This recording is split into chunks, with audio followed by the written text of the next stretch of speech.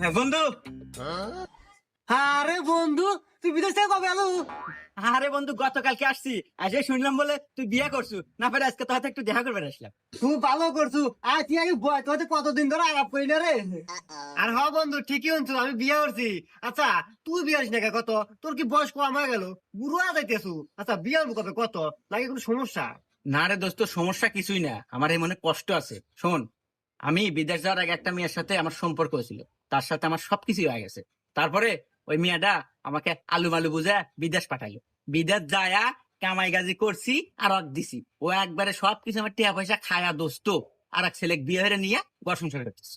ইস রে বন্ধু, কষ্ট লাগলো। আর কি কমু কয়া, এই যুগের মেয়েরা সবাই সবাই ডুপ্লিকেট। একজনের সম্পর্ক হইলে সবকিছু হইলে আরেকজনের বিয়ে নিয়ে থাকে। হে আন্দাজে বন্ধু, আমি বউটো পাচ্ছি একবার নিখুঁত, লাখে দুটো পাওয়া যাবে কিনা সন্দেহ। চাঁদের গায়ে কলম আছে, আমার বই